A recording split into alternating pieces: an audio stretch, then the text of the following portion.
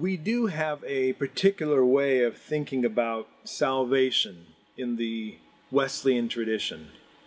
As a clergy in the Church of the Nazarene, which is a part of the Wesleyan tradition, I think the issues of salvation are central. They're of great importance. But the way we think about salvation and how one is saved and from what one is saved and when one is saved, that differs a little bit from the way some other Christians think about it.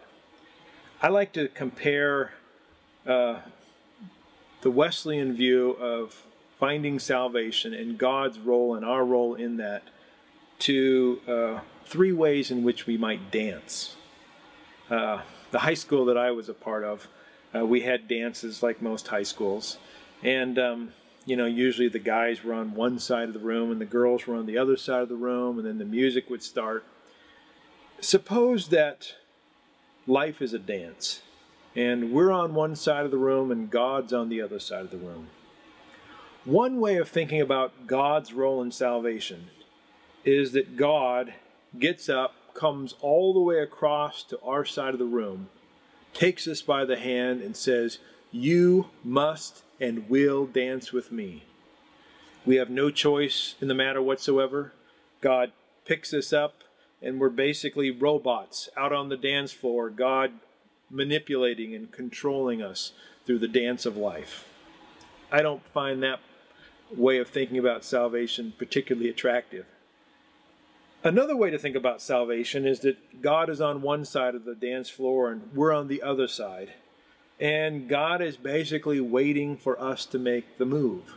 And if we take a step toward God, well, God will take a step toward us, and we'll have to take another step, and God will take another step. Basically, if it's to be, it's up to me. If our salvation is going to happen, we're going to have to make the choice, and we're going to have to work hard enough. We're going to pick ourselves up by the proverbial bootstraps and find the good life in salvation. I don't find that way of understanding salvation very attractive either. The way that I like, and I think the way that's typical of the Wesleyan way of thinking about salvation, is that God gets up and comes all the way across the dance floor to us, but then says, "May I have this dance?" And we have freedom. We have a free response to God. And if we say yes, we get up and begin to dance.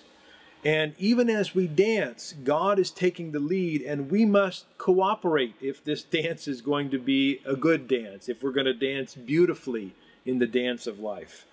We can get out on the dance floor and fail to listen to God, fail to follow God's lead, and it's chaos, it's ugliness, it's not the good life.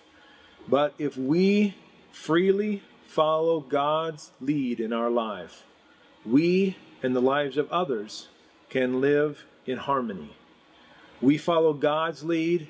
We watch others on the dance floor follow God's lead, those others being a part of the church. And together we can dance in a way that makes a beautiful creation.